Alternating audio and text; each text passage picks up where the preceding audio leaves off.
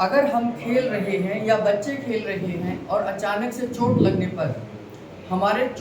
पर शरीर से ब्लीडिंग होती है और वो ब्लीडिंग लगातार बहती चली जाती है, या कई बार हमारी नाक से या यूरिन के थ्रू या मोशन के थ्रू ब्लीडिंग हो रही है और वो ब्लीडिंग रुक नहीं रही है, तो हमें तुरंत ब्लड टेस्ट को कराने की आवश्यकता है, क्योंकि इस ब्लीडिंग को रोकने के लिए हमारे शरीर के अंदर कुछ फैक्टर्स होते हैं जिनको हम ब्लड क्लॉटिंग फैक्टर्स के नाम से जानते हैं।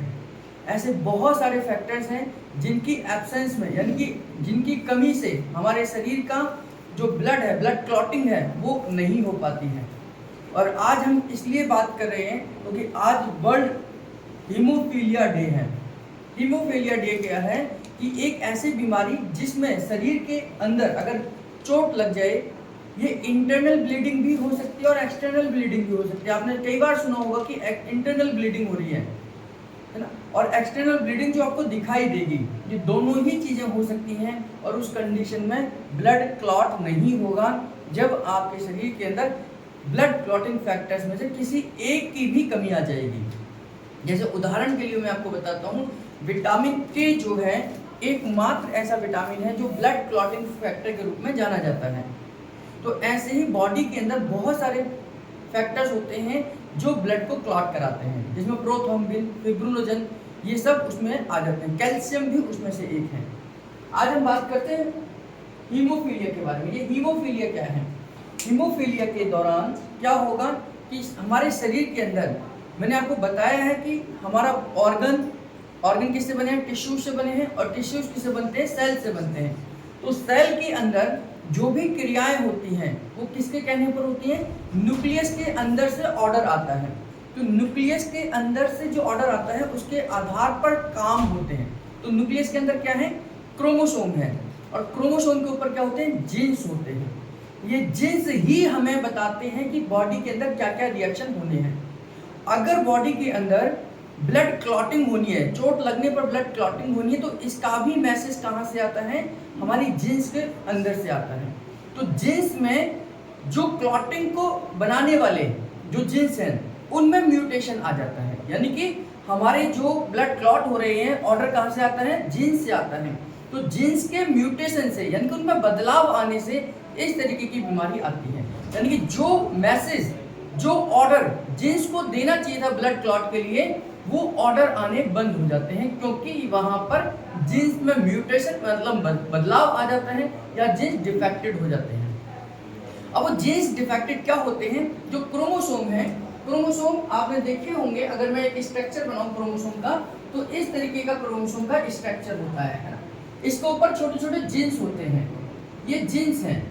इन जीन्स के ऊपर मैंने आपको बताया कई बार, इन जीन्स के ऊपर हमारे शरीर की पूरी कहानी लिखी गई है कि हमारी आंखें कैसी होंगी, हमारे बाल कैसे होंगे, हमारे होंठ कैसे होंगे, हमारी हाइट कितनी होगी, है ना। तो ये पूरी कहानी हमारे जीन्स के ऊपर लिखी जाती है। हमारे शरीर के अंदर जो भी, और हमारे लीवर का साइज क्या होगा, लीवर के अंदर कोई बीमारी होगी नहीं होगी, ये सब हमारी जीन्स के हिसाब से। तो जीन्स हमारे को, यानी कि ब्लड के अंदर ब्लड क्लॉट को करवाने का मैसेज देता है। लेकिन जो जीन्स इस काम को करते हैं, ब्लड क्लॉटिंग को करवाने का काम करते हैं, वो अगर गायब हो जाए, वो अगर डिफेक्टेड हो जाए, उनमें म्यूटेशन आ जाए, उनमें चेंजेस आ जाए, तो इसी कंडीशन को हम हीमोफीलिया कहते हैं। यानी कि ये जेनेटिक डिसऑर्डर है, ये जेनेटिकल म्यूटेशन डिसऑर्डर है। और ये जरूरी नहीं है कि ये जन्म से ही हो सकता है कि कई सालों बाद, जन्म के कई सालों बाद, यानी 10 साल, 20 साल, 30 साल बाद भी इस तरीके की बीमारियां आ सकती हैं। तो कंडीशन क्या है कि जब भी ब्लीडिंग नहीं रुक रही है, आपकी ब्लीडिंग लगातार होती चली जा रही है, नाक से ब्लीडिंग हो रही है, पीरियड्स के दौरान अचानक से ब्लीडिंग बहुत तेजी से हो रही है, रुक नहीं रही है, तो वहां पर हमें इन फैक्टर्स को चेक कराने की आवश्यकता है। तो इसको सिंपल हम टेस्ट बोलते हैं, ब्लड क्लॉटिंग फैक्टर टेस्ट। यानी कि वो टेस्ट होगा जहां पर कौन कौन से फैक्टर्स हैं जो ब्लड क्लॉट को कराते हैं और उनमें से किसकी एब्सेंस है। तो उनमें हीमोफीलिया में खास तौर से देखा जाता है, ऐसे तो बहुत सारे हैं, जैसे प्लेटलेट भी अपने आप में ब्लड क्लॉटिंग फैक्टर है। आप लोगों ने सुना होगा कि डेंगू के समय पर हमारे शरीर के अगर प्लेटलेट 25,000 से डाउन चले जाएं तो हमारे शरीर से ब्लीडिंग हो सकती है। यानी कि लैक ऑफ प्लेटलेट भी हमारे शरीर से ब्लीडिंग हो सकती है ना। तो यानी कि ब्लड क्लॉटिंग फैक्टर के रूप में हमारा प्लेटलेट भी है। और इसीलिए लोग डेंगू से नहीं डरते, लोग डरते किससे कि इसका प्लेटलेट डाउन नहीं होने चाहिए। डॉक्टर्स भी देखते हैं, बार बार टेस्ट कराते हैं कि उनके प्लेटलेट्स 50,000 से नीचे ना जाएं। तो 50,000 से नीचे जाते ही डॉक्टर्स उनको एडमिट करने की सलाह देते हैं, है ना। तो ये भी एक फैक्टर हो गया। तो ये भी एक फैक्टर, लेकिन वो हीमोफीलिया नहीं है। हीमोफीलिया में क्या होता है, हमारा फैक्टर नंबर 8, इसमें नंबर दिए हुए हैं साइंस में, तो फैक्टर नंबर 8 और फैक्टर नंबर 9, ये दो नंबर हैं। या तो फैक्टर नंबर 8 में कोई दिक्कत आती है या फैक्टर नंबर 9 में आती है ना। ब्लड क्लॉटिंग फैक्टर नंबर 8 और ब्लड क्लॉटिंग फैक्टर नंबर 9, जब इनमें कोई गड़बड़ी आती है, जैसे कि जब भी हम कोई टेस्ट कराएंगे कि ब्लड क्लॉटिंग फैक्टर्स का अगर हम टेस्ट कराएं तो उसमें अगर ये मिसिंग है फैक्टर 8 और फैक्टर 9, तो ये बीमारी कौन सी हो जाएगी, हीमोफीलिया हो जाएगी, है ना। जब प्लेटलेट डाउन है तो उस कंडीशन में वो डेंगू भी हो सकता है, यानी कि वो बीमारी अलग अलग हो सकती है ना। तो इसमें हमारा क्या होता है, फैक्टर नंबर 8 और फैक्टर नंबर डाउन और 9 जो है वो डिफेक्टेड हो जाता है। अब जब ये नहीं है तो हमारी ब्लीडिंग जो है वो रुकती नहीं है, यानी कि ब्लड क्लॉट बनते नहीं है। तो ब्लड क्लॉटिंग के लिए बहुत सारे फैक्टर्स की आवश्यकता है। जिस फैक्टर की कमी होगी उसके आधार पर एक बीमारी का नाम दे दिया जाता है ना। जिसकी कमी होती है, ऐसे ही इसमें फैक्टर 8 और फैक्टर 9 मिसिंग है तो ये हीमोफीलिया है। अब इसमें क्या होता है कि फैक्टर 8 और फैक्टर 9 में ये जो फैक्टर्स हैं ये हमारे एक्स क्रोमोसोम के ऊपर पाए जाते हैं। एक्स क्रोमोसोम के, यानी कि ये जो डिफेक्टेड होंगे ये गायब होंगे, तो गायब कहां से होंगे, केवल एक्स क्रोमोसोम से ही गायब होते हैं। वाई क्रोमोसोम पर ये वाले फैक्टर्स नहीं होते। यानी कि हमारी संरचना अगर हम सेल के हिसाब से देखें तो हर किसी की बॉडी में एक्स या XY ये दो क्रोमोसोम है ना। 23 जोड़ी मेल के अंदर है, 23 जोड़ी फीमेल के अंदर है। तो XX है अगर, तो वो क्या है, फीमेल के हैं। XY है तो ये मेल के हैं क्रोमोसोम। अब फीमेल के अंदर क्या होंगे, XX होंगे और मेल के अंदर क्या होंगे, XY होंगे। तो अभी मैंने आपको बताया कि जो डिफेक्ट होता है वो कौन सा होगा, X होता है, Y डिफेक्टेड नहीं होगा, है ना। Y डिफेक्टेड नहीं होगा, तो Y डिफेक्टेड कभी नहीं होगा। हो सकता है तो ये वाला पॉजिटिव हो सकता है, X होता है। तो यानी कि यहाँ से मदर से ये जनरेशन आगे बढ़ने के चांसेस हैं, है ना, क्योंकि X ही है। अब ये जो X आया होगा मेल के अंदर, ये कहाँ से आया होगा, ये भी तो फीमेल से ही आया होगा ना।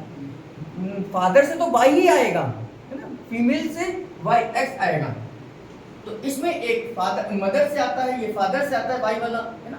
इसमें क्या है, एक फादर से भी यही आता है और मदर से भी यही आता है। अगर मान लीजिए किसी फीमेल को पॉजिटिव है, कोई X जो है ये डिफेक्टेड है, जो हीमोफीलिया ला सकता है, इसमें एक फैक्टर है जो माइनस में है, जो हमारे को 8 और 9 चाहिए। अब ये दोनों मैरिज करते हैं तो इसमें जो डिफेक्टेड होने के चांसेस हैं, तो यहां से एक जनरेशन निकलेगी, यहां से ये निकलेगा 1 X बना, और यहां से ये निकला तो ये भी X बना, है ना।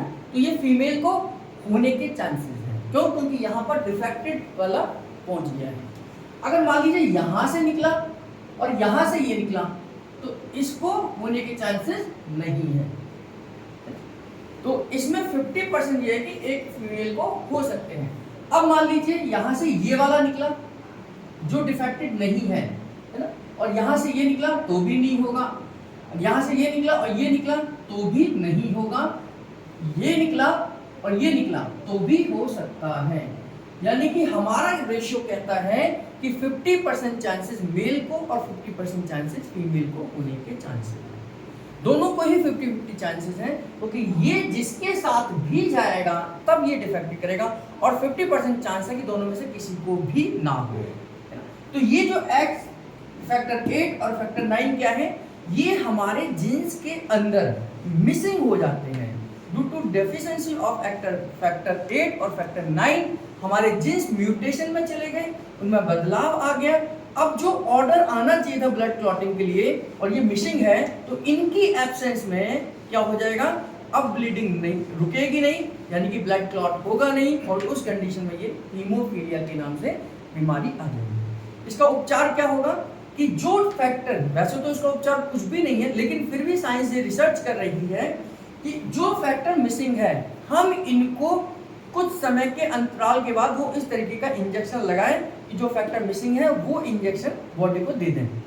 तो कुछ समय तक के लिए हम इसको रोक सकते हैं, लेकिन परमानेंटली हम इसका सॉल्यूशन नहीं कर सकते हैं, क्योंकि जो फैक्टर मिसिंग है उसका परमानेंट सॉल्यूशन हम नहीं कर सकते हैं। तो समय समय पर ऐसे वैक्सीन हमें देने पड़ते हैं जिससे कि ये ब्लड क्लॉटिंग में मदद हो जाए। दूसरा, जो न्यूरोथेरेपी जैसे कंडीशन में हम क्या करते हैं, इसमें भी हम ब्लड क्लॉटिंग के लिए ही ट्रीटमेंट करेंगे, और साथ में जो हमारे जीन्स चेंज करने वाले फॉर्मूलेज हैं, हमारे न्यूरोथेरेपी में 4 ऐसे फॉर्मूलेज हैं, genes change number 1, genes change number 2, 3 और 4, 4 ऐसे फॉर्मूलेज हैं जिनको हम जेनेटिक बीमारियों पर यूज करते हैं। तो उन फॉर्मूलेज की मदद से, और दूसरा हमारा ब्लड क्लॉटिंग एक ट्रीटमेंट भी है जिसमें हम कैल्शियम का यूज करते हैं, हम थायराइड का इस्तेमाल करते हैं, इंजरी का इस्तेमाल करते हैं। तो इस तरीके से इन ट्रीटमेंट का अप्लाई कर और जीन्स की जो रूपरेखा है उसे सुधार कर इन पेशेंटों को कुछ हद तक हम मदद कर सकते हैं। हालांकि जेनेटिक बीमारियों को ठीक करना नामुमकिन जैसा है, लेकिन नामुमकिन में भी कहीं ना कहीं अगर हम प्रयत्न करें, अभ्यास करें, डेली करें तो मुमकिन हो सकता है।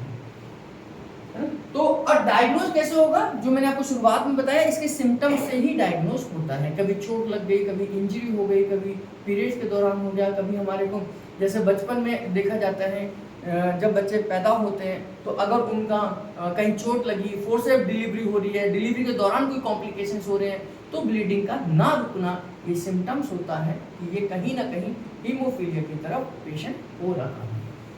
तो आज वर्ल्ड हीमोफीलिया डे है, यानी कि ऐसे लोग, बहुत सारे लोग इस बीमारी से पीड़ित हैं।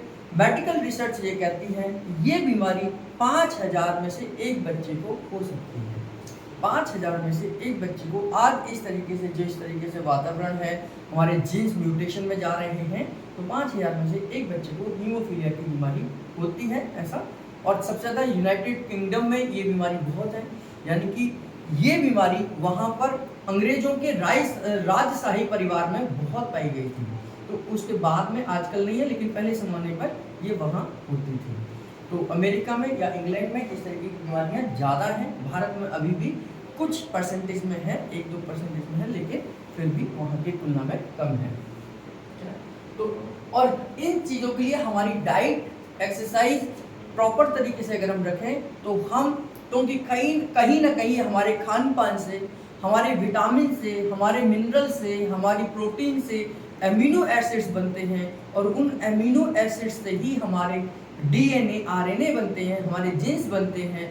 तो हमें हर तरीके की दाल, हर तरीके के प्रोटीन का इस्तेमाल करना चाहिए, जिससे कि हमें सभी प्रकार की प्रोटीन मिल सके, सभी प्रकार के एमिनो एसिड्स मिल सकें, और उनके होने के कारण से हमारे जीन्स जो हैं वो प्रॉपर तरीके से जनरेट हों, प्रॉपर तरीके से उनकी फॉर्मेशन हो।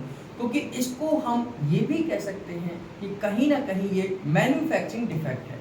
मैन्युफैक्चरिंग डिफेक्ट का मतलब जीन्स में गड़बड़ी है, जीन्स के अंदर कोई बदलाव है। तो जब जीन्स के अंदर कोई बदलाव है तो उसे हम मैन्युफैक्चरिंग डिफेक्ट कह सकते हैं। यानी कुछ ना कुछ हमारे, और जिनको बाद में हो रहा है 30 साल के बाद, 40 साल के बाद, तो कहीं ना कहीं उनकी लाइफ स्टाइल ही इस बीमारी का कारण बन जाती है। तो आज वर्ल्ड हीमोफीलिया डे है, हम लोगों को अवेयर करना है और हमें लोगों को ये समझाना है कि किस तरीके से हम इसका डायग्नोज करा सकते हैं। तो इसका डायग्नोज हो सकता है, simple blood clotting factor test होता है, जो कि बहुत सारे टेस्ट हैं, मतलब बहुत सारे फैक्टर्स हैं, उनमें समझ आ जाता है कि कौन सा मिसिंग फैक्टर है या कौन सा एब्सेंस है जिसकी वजह से हमें ब्लीडिंग नहीं रुक रही है।